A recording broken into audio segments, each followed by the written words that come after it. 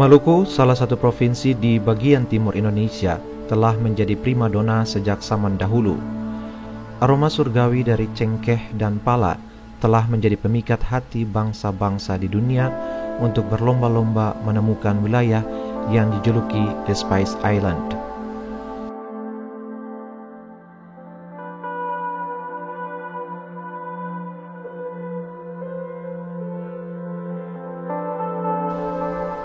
Provinsi yang beribu kota Ambon ini dikenal juga dengan sebutan Provinsi Seribu Pulau karena memang sekitar 92,4% wilayahnya adalah lautan yang di atasnya bertaburan pulau-pulau besar dan kecil yang telah tercatat sebanyak 1.422 pulau.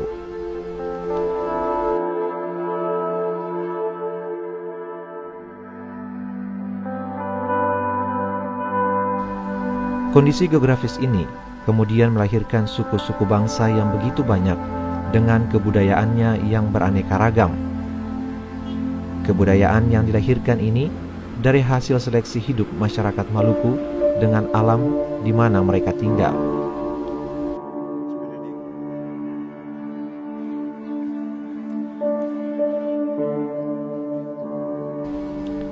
Ada tradisi-tradisi yang lahir dari sebuah spontanitas kehidupan masyarakat Maluku untuk menunjang kelangsungan hidup mereka, terlebih berkoneksi dengan kepercayaan orang-orang Maluku akan kuasa roh para leluhur. Salah satu tradisi yang masih tetap dijaga dan dilestarikan yaitu atraksi bambu gila. Nama bambu gila sendiri sebenarnya diambil dari gerakan bambu yang bergerak ke sana kemari seperti orang gila di dalam pelukan para pemainnya.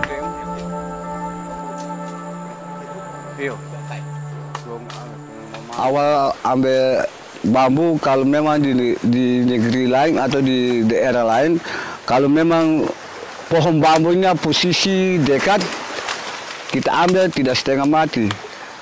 Tapi kalau posisi di gunung, ya mau tidak mau harus kita naik ke gunung, ke pohon bambu. Tapi cara ambilnya sama. Kita pakai buka baju, buka celana, pakai celana pendek.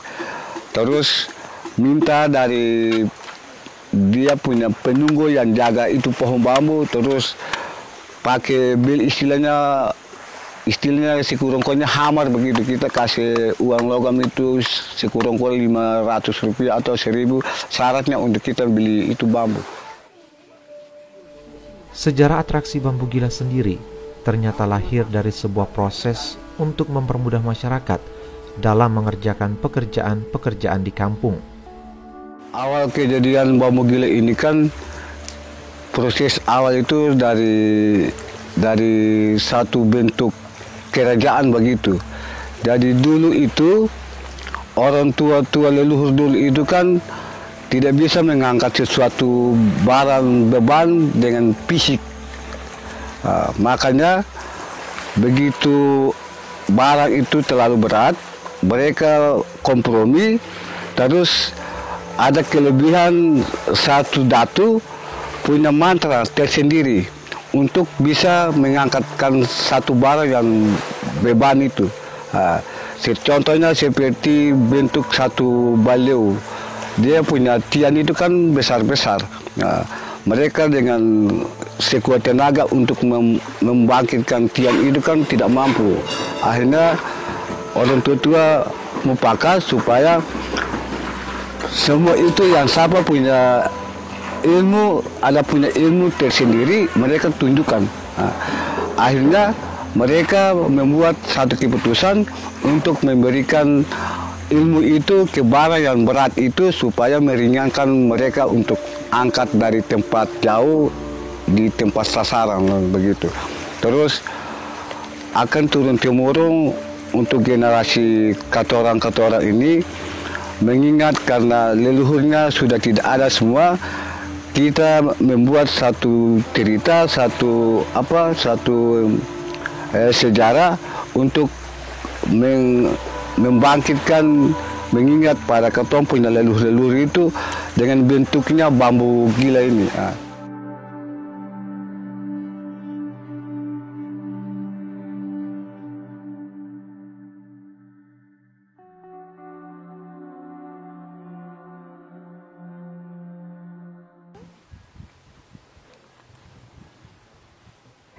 dan ini bawang pun tugas berambil bara untuk syarat kedua bubuk Kang Manyang.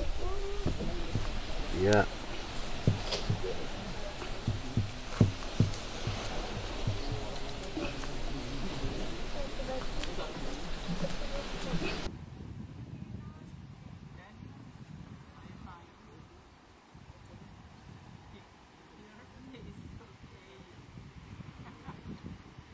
Bambu ikat mahkotanya.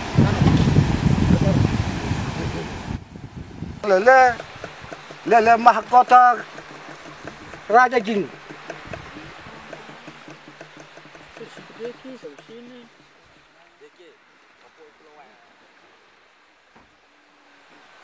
Lele mase.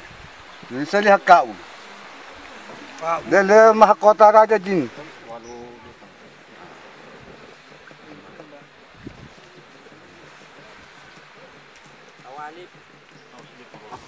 Raja Jin wilayah.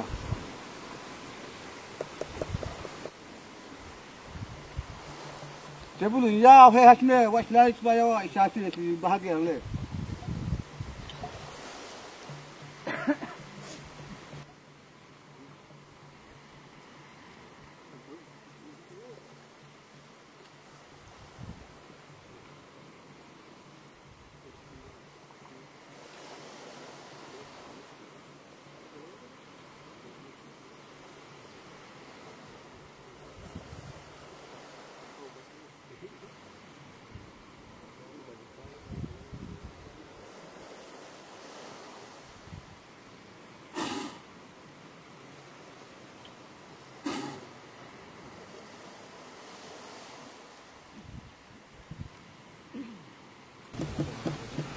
Abu kawa udah lang mahal setiap wakil.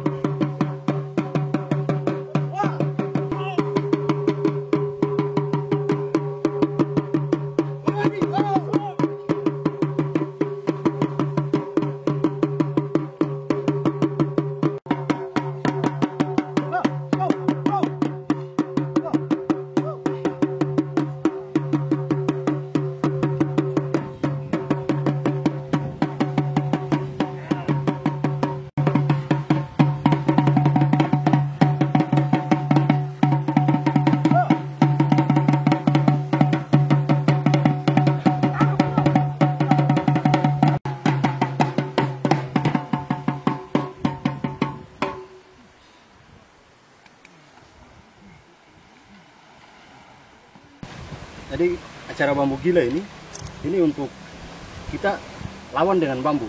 Jadi bambu ini kita usahakan sampai dia kenal tanah. Gitu. Jadi kita mau lumpuhkan bambu ini dengan harus kasih bambu ini dia sentuh tanah. Selama dia tidak sentuh tanah berarti acara ini dia belum stop. Jadi bagaimana caranya kita harus usahakan lumpuhkan bambu kenal tanah. Dia tidak akan ngamuk. Jadi bambu ini dia gila selama bambu ini dia tidak kena tanah. Walaupun kita punya kegiatan ini sudah selesai, harus bambu kita taruh di atas batu seperti sana, dia harus gantung dari tanah. Jadi kalau kita sudah taruh di tanah, berarti sudah. Itu jin itu, makhluk-makhluk gaib, halus itu dia sudah hilang. Jadi yang kita mainkan ini mainnya kita lawan jin yang ada di dalam bambu. Jadi bambunya dia gila, wah, kita harus backup dia. Ini dulu kalau kita lepas, bambu akan terbang. Kalau memang tidak percaya juga, bisa coba yang kita di sini. Saat kita memakai itu roh-roh halus itu, istilahnya jin-jin itu masuk. Kalau kita sudah masuk, yang bisa tahu masuk dan tidak itu pawang sendiri. Jadi kalau pawang sudah katakan gila, tetap gila karena itu jin-jin sudah ada di dalam bambu itu. Kita memanggil roh-roh halus seperti membubuhkan menyan, terus memberi makanan itu cuma halia. Kita sumur makan itu memberi makan para roh-roh gaib itu, mereka makan. Kita panggil dengan cara batin begitu, mereka datang, mereka minta makan, yang kita kasih makan. Kita sumur halia itu untuk mereka punya makanan. Gitu.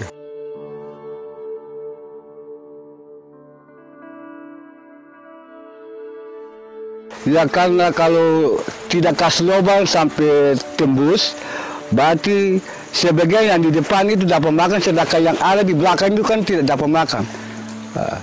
Jadi kalau itu kan bambu itu kan lubang di depan dan lubang di belakang. Jadi kalau jin itu datang, tidak semua di depan, harus sebagian terbagi, sebagian di belakang, sebagian di depan. Yang di depan ini raja-raja jin.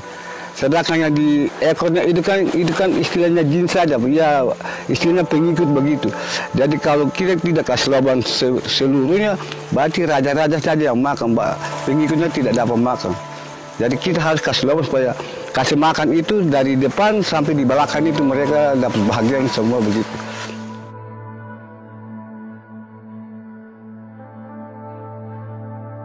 Ya, biasanya dalam pementasannya bambu gila tidak harus spesifik untuk siapa-siapa yang harus memainkannya, tetapi bisa diperbolehkan juga kepada penonton atau pengunjung yang hendak ingin mencoba atraksi bambu gila itu. Biasanya bambu gila dipentaskan pada event budaya 7 Syawal, di mana pada 7 Syawal itu segala event-event budaya di negeri Morella khususnya akan ditampilkan di sana. Selain itu juga bambu gila sudah mulai keluar daerah, di mana dalam bentuk kerjasama antar budaya, bambu gila sering ditampilkan di antaranya di Goa Makassar dan daerah-daerah lain. Bambu gila mungkin secara sejarah bisa dijaki berasal dari mana. Tetapi pada masa belakangan kemudian bambu gila telah menjadi tradisi atau kebiasaan masyarakat yang lebih luas. Misalnya tidak hanya Maluku Utara tapi menjadi masyarakat yang lebih luas. Itu sebenarnya menjadi penanda bahwa tradisi itu begitu baik. Tradisi itu diterima oleh banyak orang. Persebarannya menjadi luas, keluar dari lingkup keluarganya menandakan bahwa tradisi itu begitu baik. Nah, tentu bahwa bambu gila masa lampau dan bambu gila masa sekarang terjadi perbedaan pemaknaan ataupun nilai.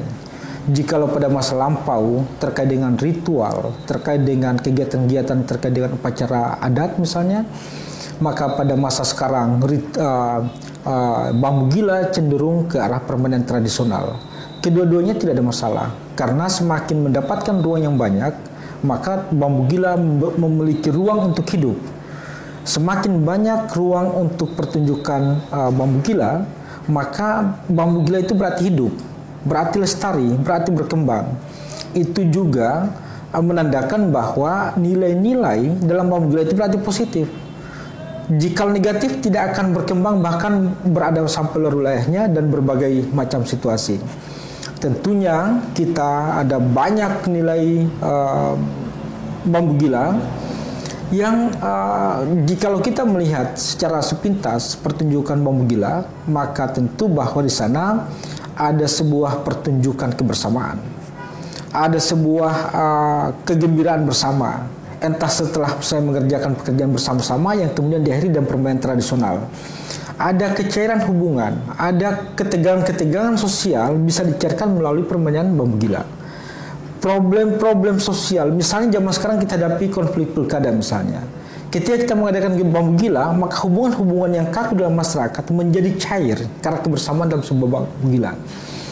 apalagi dalam bambu gila ada mitos tentang tenaga atau kekuatan di luar manusia, justru itu menjadi momen untuk kita berinteraksi bersama, menyatukan kekuatan untuk melawan kelompok yang lain.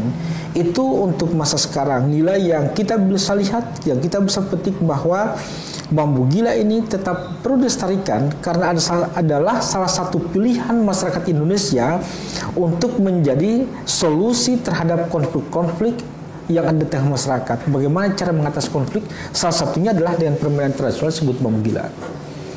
Itu perlu kita lestarikan. Dukungan sebuah tradisi sebaiknya memang digunakan sarana penyampainya sebaiknya menggunakan bahasa etniknya. Yang di Maluku disebut dengan bahasa tanah. Itu adalah kekuatan. Itu adalah bumbu yang membuatnya tradisi itu semakin kuat. Jikalau kemudian transmisi atau alat sarana penyampai bambu gila menggunakan bahasa yang bukan bahasa daerah Maluku, pesan tetap sampai, tetapi ada bumbu yang kurang, ada nilai, ada makna yang menjadi hilang karena sarana komunikasi menggunakan bahasa daerah dan bahasa Indonesia punya nilai rasa yang berbeda. Apalagi dalam permainan tradisional. Permainan tradisional identik dengan sarana komunikasi daerah. Saya kira bahwa jika bambu gila digunakan sarana penyampaiannya menggunakan bahasa daerah, itu lebih nikmat, lebih asik dibandingkan menggunakan bahasa kedua. Sebagai contoh misalnya, ketika yang bermain bambu gila saling berteriak menggunakan bahasa daerahnya, ada ikatan emosional yang kuat ketika menggunakan bahasa Indonesia misalnya. Maka saya berharap bahwa lestarinya bambu gila juga ikut serta dalamnya lestarinya bahasa daerah. Leluhur adalah ibu kandung kita. Ketika ibu kandung kita hadir ke tengah-tengah kita, maka kita menjadi sejuk, kita menjadi damai, kita menjadi kuat karena ada latar belakang kita yang disebut dengan leluhur tadi. Saya pikir itu sesuatu yang tetap sesuai dengan kontekstual. Tinggal masyarakatnya yang menerima apakah cara hidup seperti itu dapat diterima. Tetapi saya kira itu sesuatu yang perlu dilestarikan. Bukan berarti bahwa kita hidup dengan leluhur di zaman sekarang, tetapi ingatan kita terhadap masa lampau tetap harus ada. Dan saya kira dalam semua kemudian apapun itu perlu ada. Bambu gila pada masa lampau karena terkait dengan berbagai peristiwa adat. Oleh karena itu, pada masa sekarang konteks bambu gila, peristiwa bambu gila itu yang berkurang. Misalnya, apakah di saat pembangunan Baileo, apakah pembangunan rumah apa misalnya, biasanya bambu gila hadir. Nah, ketika konteks-konteks peristiwa adat ini berkurang, maka bambu gila juga akan menjadi berkurang panggungnya. Itu konteks hari ini. Ketika kemudian Baileo dikerja oleh tukang batu atau tukang yang modern, maka konteks itu hilang. Nah, kita perlu hadirkan konteksnya. Kita perlu hadirkan upacara-upacara adat supaya bambu gila mendapatkan konteksnya. Tetapi pada masa sekarang, selain berada pada ruang ritual, bambu gila mulai bergeser ke ruang profan. Ini dua hal yang harusnya bisa berjalan berdampingan. Karena mengapa? Ruang profan yang saya maksud misalnya bambu gila sudah bisa dipesan ke sebuah pertunjukan yang tidak ada hubungan dengan acara adat apapun. Saya kebetulan sudah 2 kali mengundang bambu gila untuk sebuah peristiwa yang bukan acara adat. Ini kita hormati. Mengapa? Itu cara mereka untuk bertahan hidup. Karena tentu bahwa tradisi atau ritual bambu gila membutuhkan biaya yang cukup besar juga. Waktu yang kita gunakan, kita sita waktu mereka, sehingga perlu dibayar dengan jasa yang sepadan untuk mereka hidup. Mereka harus meninggalkan pekerjaan mereka demi menjaga tradisi ini. Maka saya kira sangatlah wajar jika mereka meminta bayaran. Itu bukan materialistis, itu bukan kapitalisasi bambu gila, bukan sama sekali. Para pelaku bambu gila meminta bayaran atas pertunjukan yang mereka lakukan bukan kapitalisasi, tapi justru cara mereka untuk menghidupkan bambu gila. Karena bambu gila hidup kecuali juga para pelakunya hidup. Nah, ketika para pelakunya misalnya tadinya harus dipanggil memancing ikan di laut, kita panggil untuk itu, lantas dia harus pulang makan apa? Maka yang terjadi pada masa sekarang adalah selain tetap berada pada ruang ritual adat, juga mulai bergeser ke ruang profan. Ruang profan ini adalah sebuah pertunjukan yang tanpa konteksnya, dia sama sekali tidak ada konteks adat yang muncul, tetapi tetap ada pertunjukan itu. Saya kira dua-duanya bisa berjalan.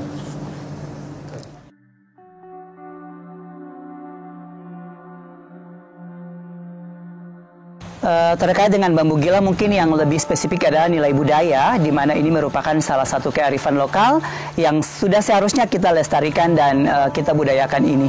Harapannya semoga bambu gila ini bisa dilestarikan, karena ini juga menjadi salah satu event budaya atau kearifan lokal yang harus dilestarikan dan harus dikembangkan oleh masyarakat generasi muda Morella selanjutnya.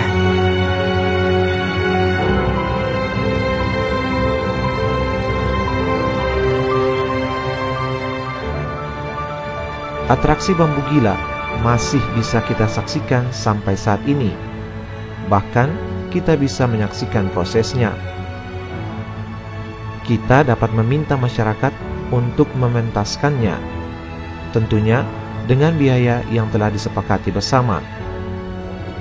Kita dapat menyaksikan pementasannya secara gratis pada acara-acara adat di kampung. Ada banyak nilai-nilai luhur yang bisa kita temukan dalam atraksi bambu gila. Nilai-nilai yang sudah sejak dahulu kala terpelihara dengan baik oleh masyarakat Maluku. Atraksi bambu gila mengandung nilai-nilai luhur bagi masyarakat Maluku. Nilai kebersamaan, nilai menghormati, kedisiplinan, kepatuhan pada apa yang telah ditetapkan menjadi nilai luhur yang universal bagi kehidupan sesama manusia di dunia. Mari kita lestarikan kebudayaan kita untuk anak cucu kita bersama.